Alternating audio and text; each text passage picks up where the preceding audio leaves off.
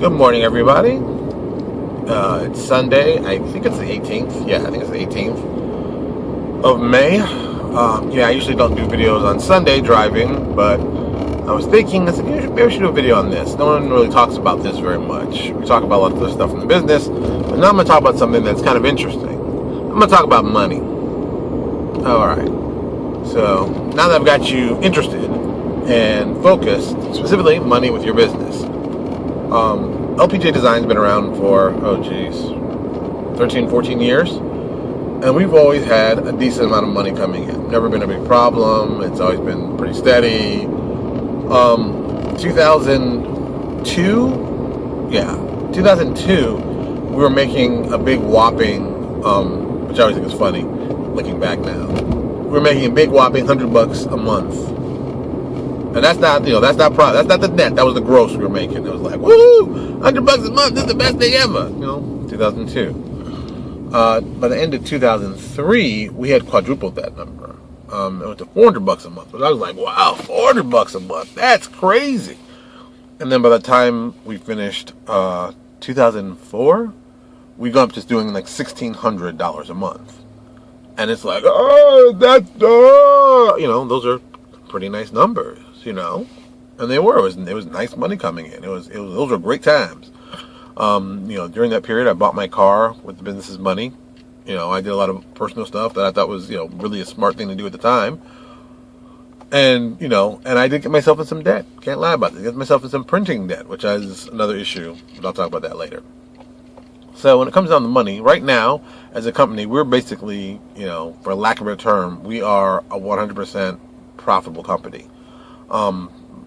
We make, roughly 40 to 45% of the money we bring in pays off our bills, which is like freelancers and editors and artists and, and my phone bill, which is connected to the business and things like that. The rest of the money, is just pure profit. And so the thing I'll talk about that in a second.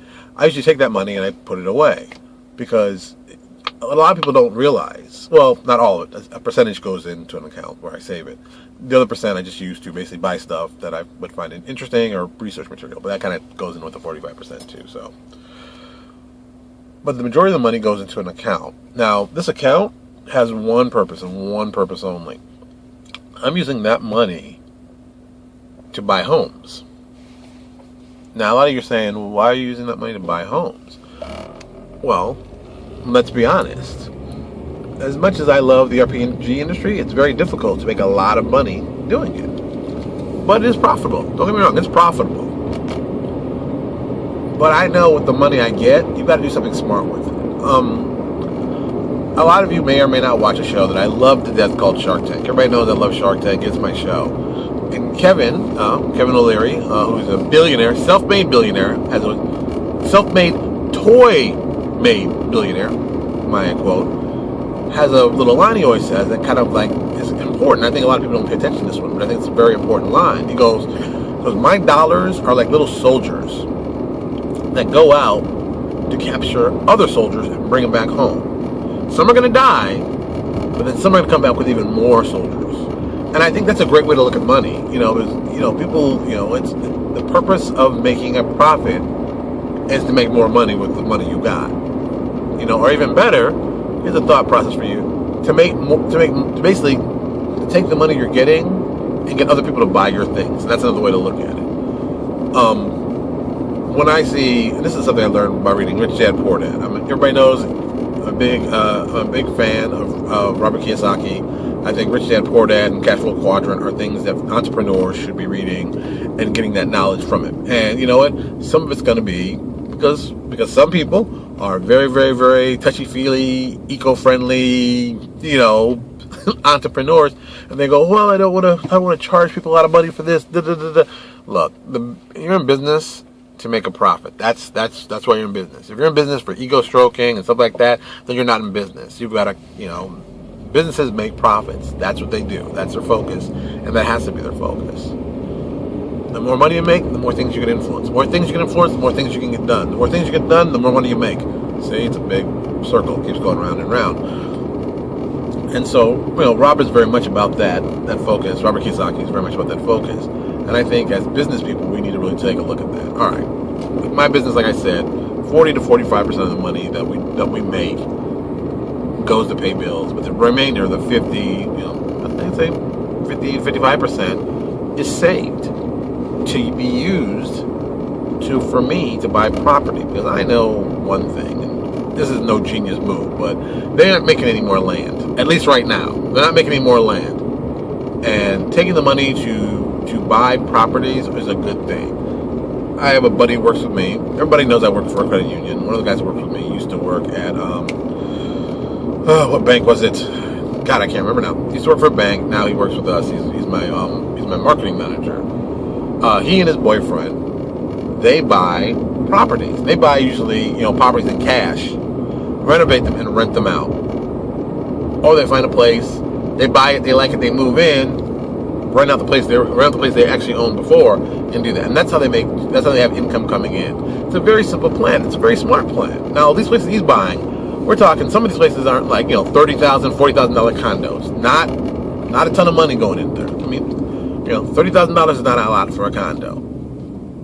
In Florida, we have a lot of those like that. So people go, they take these places, and sometimes they're not in the best neighborhoods. Sometimes they're not. Sometimes they're in great neighborhoods. It all depends. They go in, they revamp them, and some people sell them. I'm a big believer in don't sell it. Rent it out, because you still own it, but somebody else is paying that mortgage payment. And, you get to all the benefits from it. And that's kind of the greatest thing. Getting the property in your name, having someone else pay for it, and you get all the tax aspects of it. And then eventually, if you want to, you can sell it and make back even more money. I don't think a lot of us think long term what we're going to do with these businesses and the money we make. Because a lot of times people spend the money on silly things, I'm going on trips to here, or I'm going to this convention, but you really don't think about your long term. Because I'm going to be 44 this year. I'll be 44. I'm definitely getting older. I'm in that middle part of my life as it is. And, realistically, 20, 25 years, I'm going to retire. I probably won't. That's just me, because I like to work. But, realistically, I'll probably will retire. So the smart thing for me to be is find a way to make a nest egg to do that. And I don't think we plan for that as an industry. Our industry is getting older and older and older. And there are people who are still acting like they're 20. And like, oh, I don't need to save money. I don't have to worry about my health. Having your wife die, having your son be, have a very serious illness when he's born, having to deal with cataracts when he was born, you start really thinking like, wow, man, I'm going to need a lot of money when I retire. And to think you're going to be in good health towards the end, it's not reasonable. It's not true. You really have to think about your long-term health, physical and financial. So all you guys out there who are doing RPG companies or doing Kickstarters and you're making this money, but you're blowing it all off, and you're not blowing it off. You're blowing all the money on the stuff you do. Try to see if you can save some of that money. Now, think of different ways you can make money doing different things with the money you made. There are a couple guys who are doing this full time, independent guys. Like Steve. Steve over at Wright Publishing. I know he does this full time. I know his wife. I know she works for college, I believe, and I know he's in D.C., my favorite city of all times. He does this full time, so he's definitely working as a job, thinking about the future, putting money away. I'll just tell you this crazy thought. And this sounds silly, but it's a smart idea.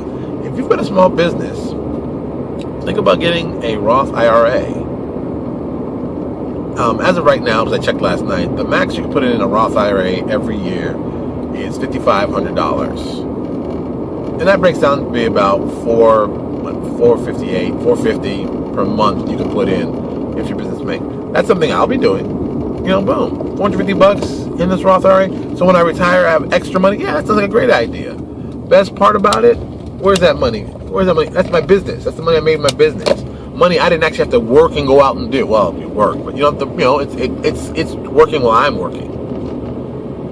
That's what you want to do. You want your money to work for you. You want your money to work harder than you do. I work hard, not like digging ditch on fire kind of hard, but I work a decent job. I do decent hours based on my my report we do on our benefits report at work. I work roughly, 2 hours of overtime every week, which I did not know that. So I thought, I was like, what? But it kind of makes sense looking back. And this year, I'm going to guess I'm going to be working like 3 hours of overtime per week. Just, because you get busy and you're working.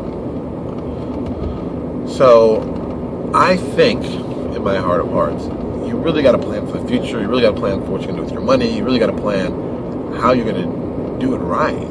Because, before you know it, it's been 10, 15, 20, 25 years, boom. Here you're at retirement, you don't have any money saved up, you haven't planned for anything, and, take a class on financial fitness. Take a class on financial awareness. There's tons of free ones out there. There's tons of ones available online on YouTube. There's tons of ones given, I'm sure, locally. Check your credit union. I work for one. I know we do one just about, good Lord, we do several probably every week. So, check around. There are people there who are willing to help you get your finances together, because your money is the most important thing. Your cash flow is important to your business. Your money is important to your long-term survival. We want to make sure that you're okay. Well, I say we, I mean me, but we want to make sure you're okay, because there's nothing worse than hearing, oh, so-and-so needs money for an operation for this because they don't make enough money, or so-and-so needs money for this. I don't want the RPG industry to be like that. I think we make fun things, but we also can make profitably fun things, and we can make good money doing these things, and we can make long-term investments in ourselves, which is really important. At least to me it is. I'm just saying. Because if you're going to spend all the time doing this stuff, you should have, ways to make money at it. I mean, why would you want to work for something, doing 20, 30 years and get nothing out of it? I mean, that's a job. That's what you get when you get a job. 50 years ago, you get a pension if you worked at a place 30 years. Now, they're like, let me get this 401k. Let me see where this is going for you, Before, you used to have a pension, you were livable, and you could easily just, not worry about, if I work here for 30 years, boom, I'm a company guy, I'm going to be here. That doesn't happen anymore. Teachers. Broward County, you have to work for the county for 33 years to get a pension. Let me say it again slowly, because I'm sure a lot of you are like, what? 33 years to get a pension. Now, I don't know about you. That's a long time at any place. Especially a place that's, built on a bureaucracy, because that's what school board, it's big bureaucracy. So, I don't know. I don't know if I could do that. Even better, I don't know if I'd want to do that. So, think about how you're going to take care of yourself, financially speaking, business speaking, and be savvy, let's be savvy. That's all I'm saying. Take some time. Understand the business part of this, as I've said it from day one. You understand the business part of this stuff, you can make a lot of money. And you can be happy. Because, you know what really feels good? Not having to worry about where your next paycheck's coming from. That's a good feeling. All right, I'm going to get some pancakes. I'll talk to you all later.